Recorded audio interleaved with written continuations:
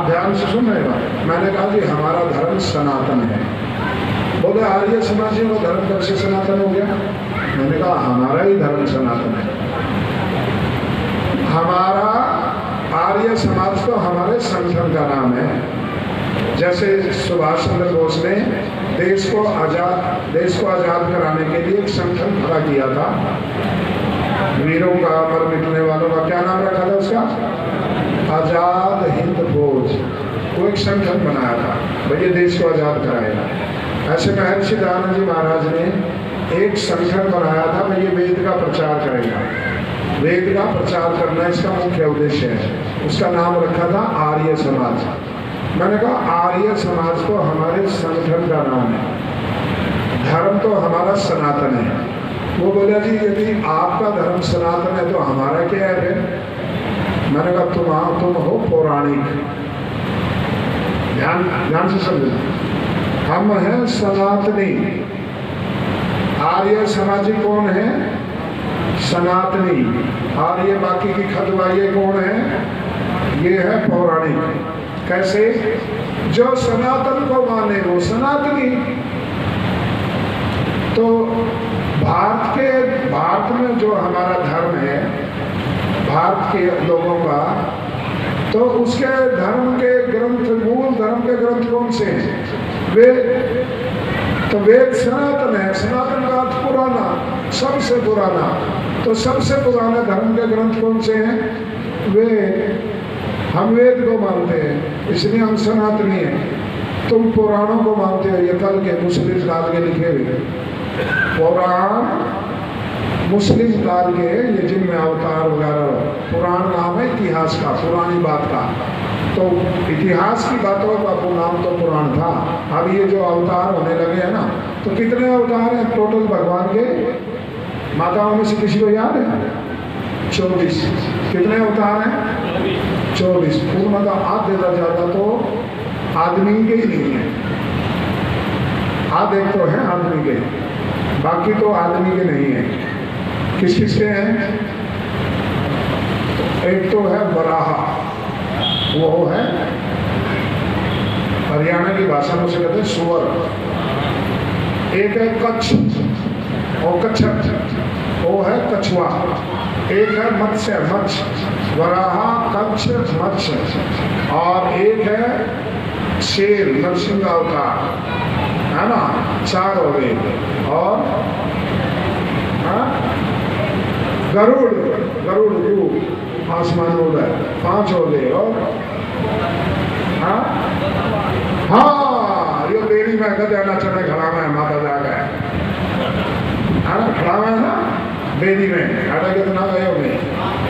हाँ 7, मतलब आदमी तो थोड़े ही है 24 में। तो उनमें एक अवतार है वराहा अवतार। उसकी कहानी सुनो, वो भी साइंस की बात है, पर साइंस का पाखंड बना दिया। उसमें ये लिखा है कि धरती पानी में डूब गई थी। किसमें डूब गई थी? पानी में डूब गई। तो भगवान ने सूअर बनकर, वराहा सूअर का अवतार लेकर, देखो गजब की बात, बनाई तो भगवान ने धरती, और उसको पानी में से निकालने के लिए फिर सूअर बनना पड़े। क्या मतलब?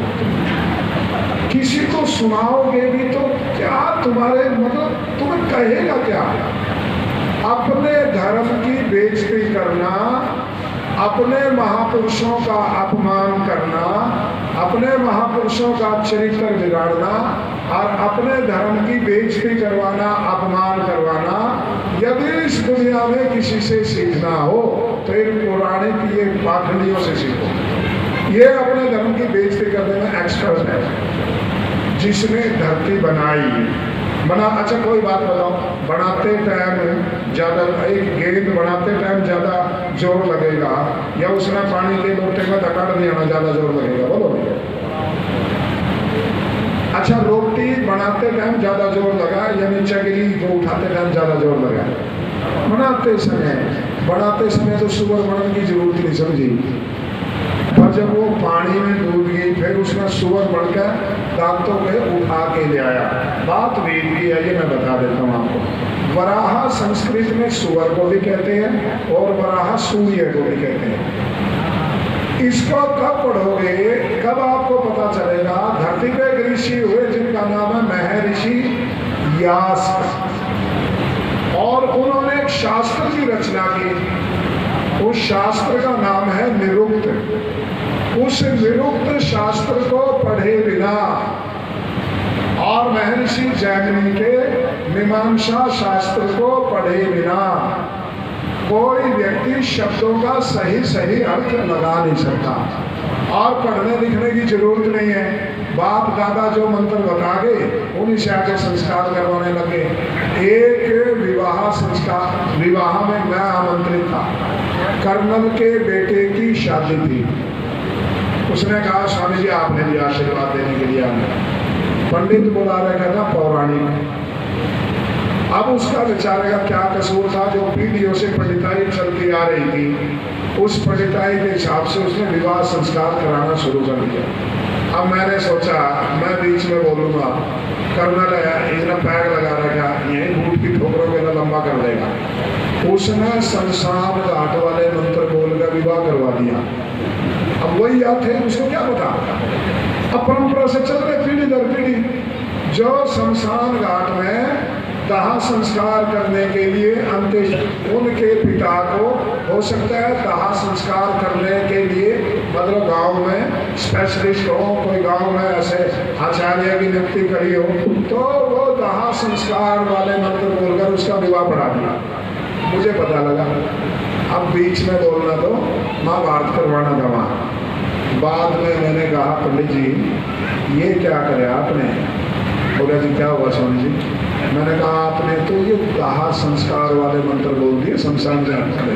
मैंने तो टांग पकड़ गया, पंडित ने छोटी नहीं। बोला स्वामी जी बताइए ना, मैं तो फौजी ना पैग मारेगा, मारेगा नहीं, बताइए ना बस।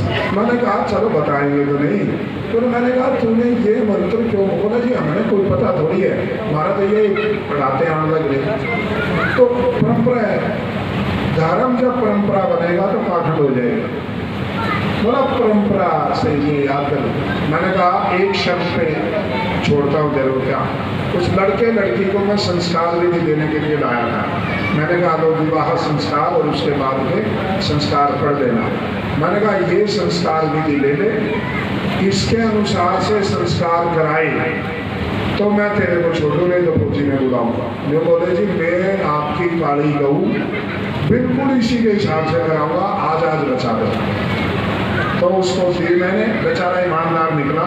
उसने फोन करके और मेरे को हवन इत्यादि विवाह संस्कार करना। बोला जी मैंने सारा पढ़ दिया, सीख लिया, और ये हमारे पूर्वजों की गलती है, मेरा इसमें कोई कसूर नहीं। उन्होंने पढ़ाया ही नहीं हमें। जितने 4 मंत्र 6 मंत्र याद थे उन्होंने बता दिया। तो वराह कहते हैं सूर्य को और वराह कहते हैं सुअर को। ये बात ठीक है कि सृष्टि के आदि में जब ये धरती बनी तो सारा पानी नीचे था। सारा पानी कहाँ था? नीचे। तो सूर्य ने फिर जितना पानी धरती को बाहर निकालने के लिए आवश्यक था उतना पानी उठा करके ऊपर ले गए, तो धरती पानी से बाहर आ गया। बात तो ये साइंस की थी। धरती पे अभी भी कितना पानी है पता है आपको? कितना पानी है? 70% हिस्से पे अभी भी पानी है। केवल 30% धरती का हिस्सा बाहर है। और ये पानी कहाँ गया? ऊपर। ये जो आपको आसमान दिखाई देता है ना नीला नीला, दिन में कैसा दिखता है? नीला। और रात को कैसा दिखता है? रात को तो नीला नहीं दिखता ना। क्यों? रात में इसका कोई पेंट कर जाता है इसमें। दिन में नीला इसलिए दिखता है। महर्षि दयानंद जी महाराज से पूछा था ये नीला क्यों दिख रहा है? बोला ये जल के और धूल के कण सूर्य के प्रकाश में चमकते हैं और एक रंग बना लेते हैं। जगदीश चंद्र बसु को भी इसी में नोबेल प्राइज मिला था। महर्षि दयानंद जी महाराज ने लिखा हुआ है जल के धूल के कण सूर्य के प्रकाश में एक रंग का निर्माण कर देते हैं। रात को सूर्य का प्रकाश नहीं होता इसलिए काला काला दिखता है। तो वराहा कहते हैं सूर्य को और वराहा कहते हैं सुअर को। तो यदि आप किसी साइंटिस्ट से, वैज्ञानिक से यदि यूँ कहोगे कि सुअर ने धरती का पानी ऊपर खींच लिया या सुअर ने धरती पानी में से बाहर निकाली, अब चलो मान लो वो धरती ने पानी में से बाहर निकालेगा, सुअर खड़ा कहाँ होगा? ये तो बताओ। धरती ने उठाने के लिए, अरे भाई वो ये कहानी सुनाया करते हैं ना, गादड़ी ने अपने गादड़ी का नाम एडीमल कर दिया, एडीमल। तो वो पकड़ कर चल एक दिन, बोले मैं तकड़ा हो गया और मैं कुश्ती के दाव सीख लिए। तो ऊँट आ रहा था सामने ऊँट के आगे आकर का चला। अब ऊँट ने तो बुद्धि पकड़ के ऊपर खा लिया। गादड़ी देखा तेरे का रवा आ गया, मिले ही नहीं। ऊपर देखा, अरे बोला एडीमल, एडी ला दे एडी। बोला एडी को जब लाऊंगा जब पंजे टिकाएंगे। एडी का नंबर तो बाद में आएगा, एडी का पहले तो पंजे टिका। सुअर धरती में ठा तो लेगा, मान लिया पौराणिकों के हिसाब। एडी कहाँ करेगा, कहाँ खड़ा होगा, तो पूछने वाला नहीं है। तो हमारे बच्चे नास्तिक क्यों होते हैं? हमारे बच्चे अधार्मिक क्यों होते हैं? हमारे बच्चों की धर्म में रुचि क्यों नहीं होती? क्योंकि ये अवैज्ञानिक बातें बचपन से माँ, दादी, बुआ, फूफी, पिता, चाचा, ताऊ, नाना उन्हें मंदिर में लेके जावे और वो बातें सिखावे। फिर वो बड़े हो जाएं, फिर वो साइंटिस्ट बन जाएं, फिर अमेरिका, कनाडा पढ़ने के लिए चले जाएं।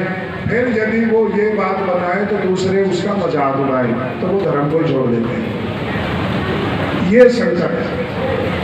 तो महर्षि दयानंद के अनुसार यदि सत्य सनातन वैदिक धर्म को समझोगे तो आपके बालक धर्म पे ऐसे दृढ़ हो जाएंगे जैसे रावण के दरबार में अंगद का पैर दृढ़ हो गया। और ये अकेले यहाँ की बात नहीं, इंग्लैंड तक के लोग महर्षि दयानंद जी महाराज से सबका समाधान करने आते थे। दुनिया में पहला विद्वान था professor Monier William, Oxford university में हेड ऑफ द डिपार्टमेंट। ये जो लड़कियां पढ़ी लिखी हैं सुन लीजिए, संस्कृत का हेड ऑफ द डिपार्टमेंट था लंदन की ऑक्सफोर्ड यूनिवर्सिटी का, उसका नाम था प्रोफेसर मोनियर विलियम। उसने दुनिया की सबसे पहले अंग्रेजी और संस्कृत की डिक्शनरी तैयार करी। उस समय महर्षि दयानंद जी महाराज का यश इंग्लैंड तक पहुंच गया था। उसके मन में आया कि मैं भारत जाकर के महर्षि दयानंद जी से कुछ शंका समाधान करता हूँ। वो बॉम्बे आ गया, 1874 के आसपास की बात है। महर्षि दयानंद जी महाराज भी उन दिनों में बॉम्बे में थे। उसने बॉम्बे के गवर्नर से आकर के मिलने की बात कही, तो गवर्नर ने कहा ऋषि दयानंद यहीं आए हुए, तुम आकर के उनका प्रवचन सुन लो। प्रवचन था आर्यों का धर्म और उसकी उन्नति के साधन। अभी एक सज्जन आए थे, मैंने सिर्फ एक शंका कर रहे थे, तो मैं उसका समाधान भी कर रहा हूँ इसी में। आर्यों का धर्म और उसकी उन्नति के साधन। तो महर्षि दयानंद जी महाराज की विशेषता थी, वो प्रवचन के बाद में आकर के शंका समाधान के लिए लोगों को बुलाते थे। ऋषि दयानंद ने कहा भाई किसी ने कुछ पूछना है तो पूछ लो। वो प्रोफेसर विलियम जो इंग्लैंड से चल करके महर्षि दयानंद जी महाराज से मिलने आया था, उसने कहा जी मैं 2 सवाल पूछना चाहता हूँ। बोला पूछो। बोला आपने तो हिंदू धर्म को भी धर्म नहीं माना, इस्लाम को भी धर्म नहीं माना, ईसाइयत को भी धर्म नहीं माना, आपने यहूदी को, सिख को, जैन को, बौद्ध को, इनमें से किसी को भी धर्म नहीं माना, तो फिर धर्म है क्या? ध्यान से सुनने की बात है। बोले ये धर्म नहीं है। बोले और ये मत है। बोला मत में और धर्म में क्या अंतर है? बोला मत को तो व्यक्ति शुरू करता है। अच्छा इस्लाम किसने शुरू किया? मोहम्मद ने। सिख धर्म किसने प्रारंभ किया? बाबा नानक ने। और यह दौड़गत्या तो नाती था रहे हाँ गाँव में ये बंद कुमारिया यूँ किसने शुरू किया? इनका लेख राज ने। और ईसाइयत किसने शुरू करी? ईसा मसीह ने। बौद्ध किसने शुरू किया धर्म? महात्मा बुद्ध ने। जैन किसने शुरू किया? जैनियों के तीर्थंकर ने। और यहूदी किसने शुरू किया? यहोवा ने। पारसी किसने शुरू किया? जरथुस्त्र ने। ये सारे व्यक्तियों के नाम हैं, ये व्यक्तियों के नाम हैं, इसलिए ये सारे मत हैं। धर्म कौन शुरू करता है? व्यक्ति नहीं शुरू कर सकता, मत शुरू करता है व्यक्ति, और धर्म का प्रारंभ करता है परमपिता परमेश्वर। धर्म का प्रारंभ व्यक्ति कर ही नहीं सकता। क्यों भाई? कृष्ण से पहले धर्म था या तो नहीं था? था या नहीं था? था। उससे पहले राम से पहले धर्म था या नहीं था? था।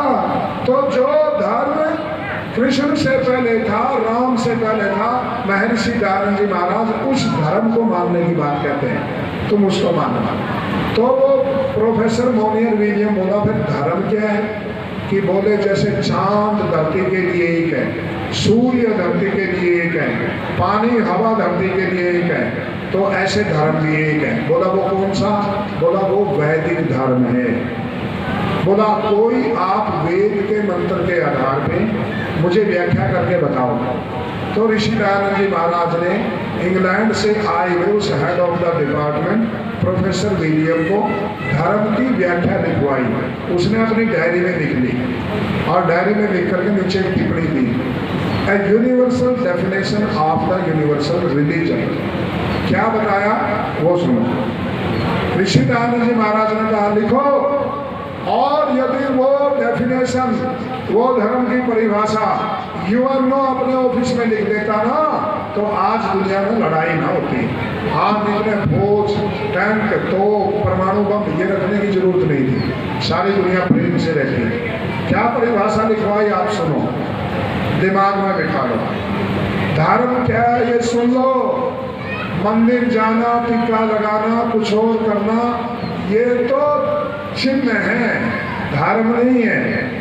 जैसे थोड़ी देर के लिए बहरूपिया हनुमान बन के आ रहा, हनुमान और हमारी माता है उसके आगे जैसे मत्था झुक, वो चौराहे पे मांगने वाला, मंगलवार वाले दिन उस बाल्टी में हनुमान ने गिर जावे, और शनिवार वाले दिन आधी बाल्टी तेल की घटना करके चलेगा, उसमें शनि वाला पतरा गिर ले, और सोमवार वाले दिन उसमें कुछ और ले होगा, और इतवार वाले दिन सूर्य आगे एक ऐसे चित्र सा बना के उसने बाल्टी में गिर लगा। तो महर्षि दयानंद जी महाराज ने कहा भाई लिखो।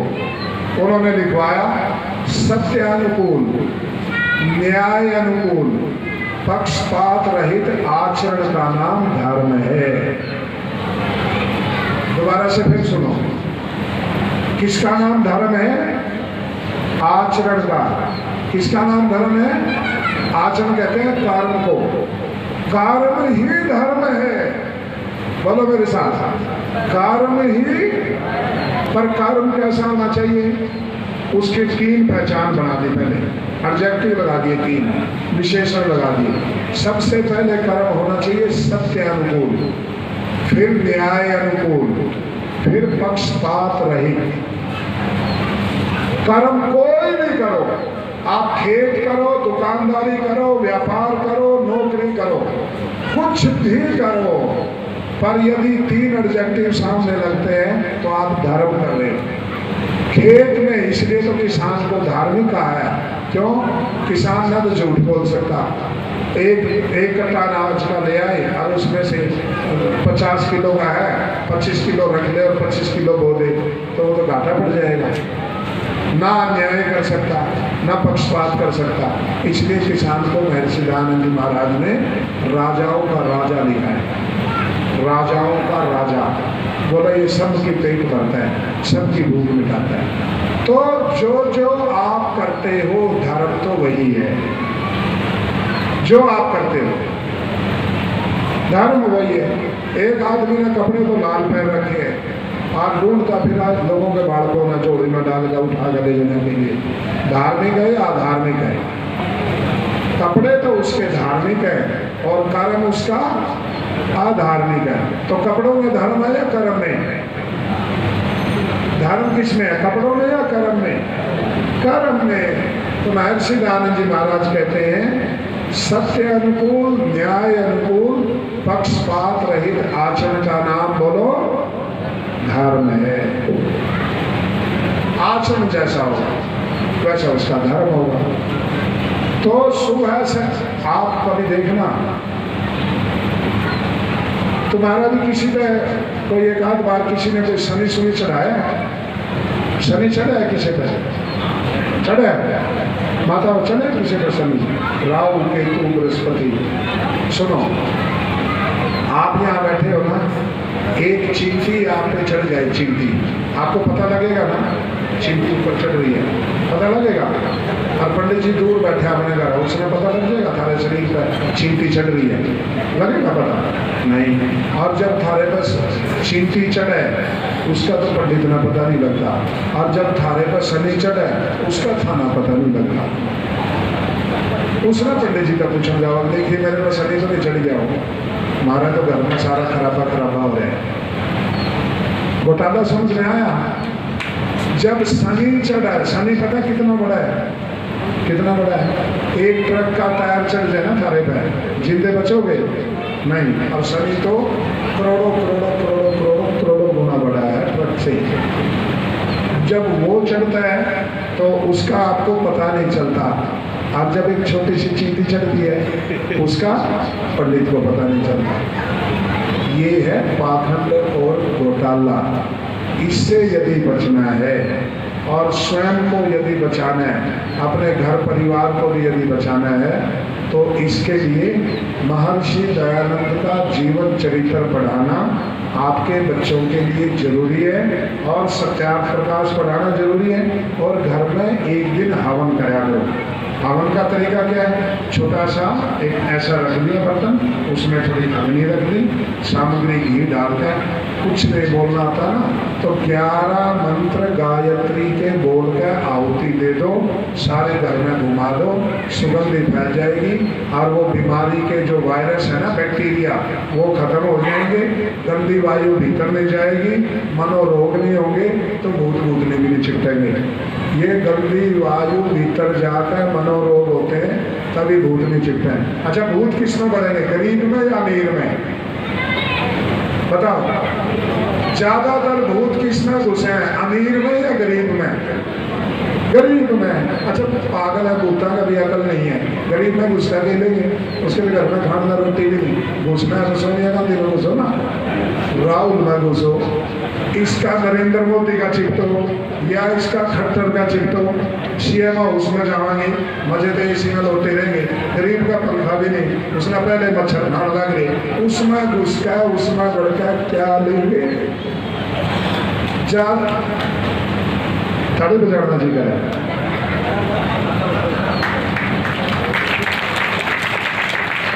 अच्छा, गरीब में घुसकर क्या लेगा भूत, बताओ? कुछ मिलेगा?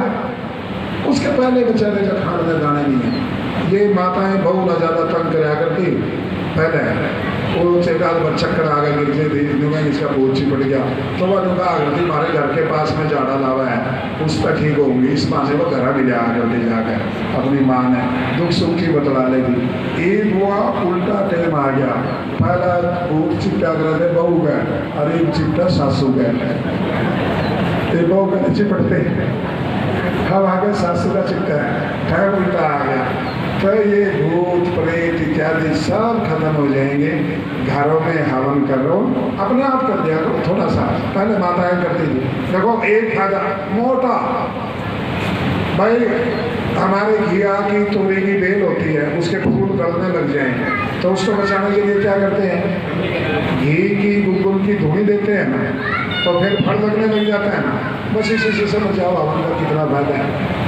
जब 2 दिन की धुनी देने से वो बेल सुधर जाती है, रोज हवन करने से जिंदगी क्यों नहीं सुधरेगी? इन शब्दों के साथ ओम शांति।